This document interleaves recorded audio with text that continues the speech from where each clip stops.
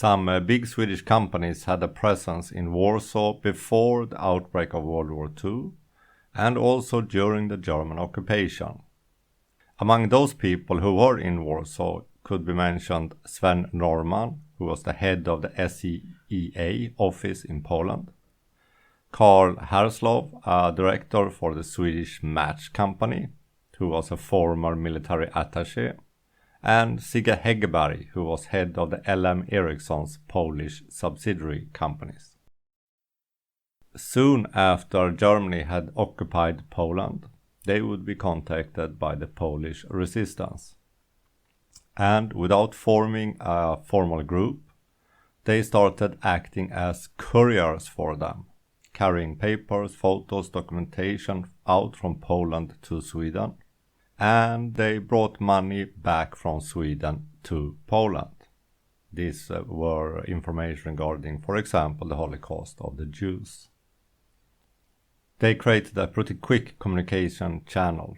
For example, one letter sent out from Poland only took 10 days to reach the UK and the Polish exile government, which is pretty amazing. Sven Norman, who was one of the leaders of this very informal group, even got into the ghetto in Warsaw and took several hundreds, maybe even thousands of pictures and photos of the life or what was happening there.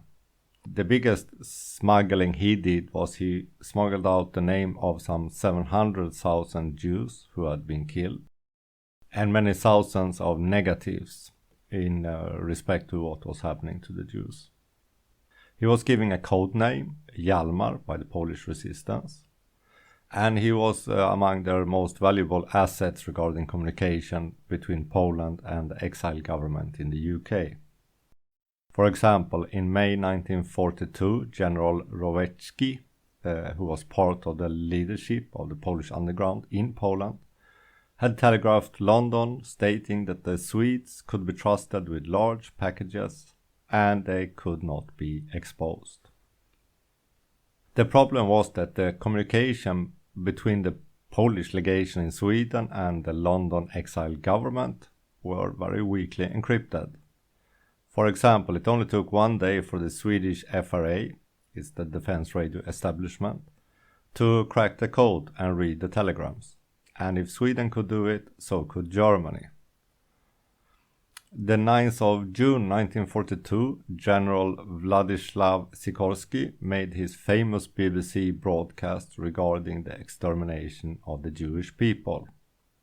One can assume that the Germans heard this and were starting to think, how did they get this information? And it didn't take long for them to start suspecting the Swedes. In July the same year, the Gestapo struck and arrested 7 of the Swedes.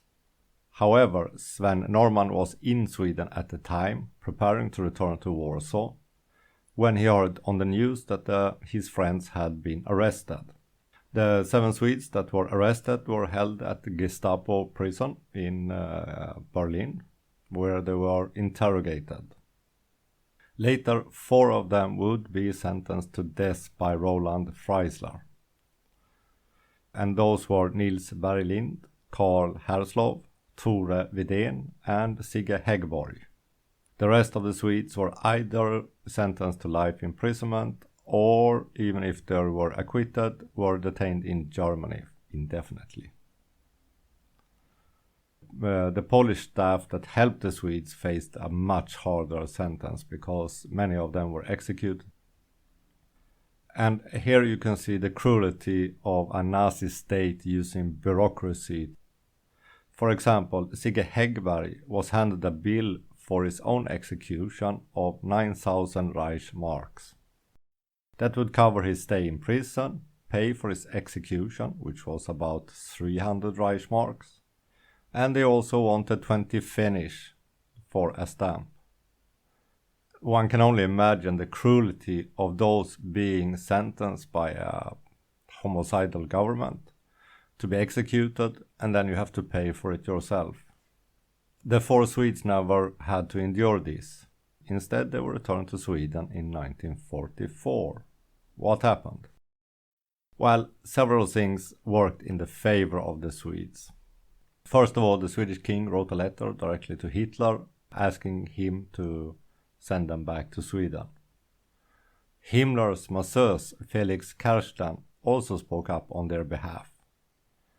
And thirdly, the Swedish exports of ball bearings and iron ore probably played a part in their release to Sweden. Himmler, however, stated that if they had caught Sven Norman, nothing in the world would have saved him. After the war, Sven Norman went to find Isa, his mistress, who were Jewish and had been arrested by Gestapo at the same time as the Swedes were arrested. And he found her, and she was still alive, and they later married.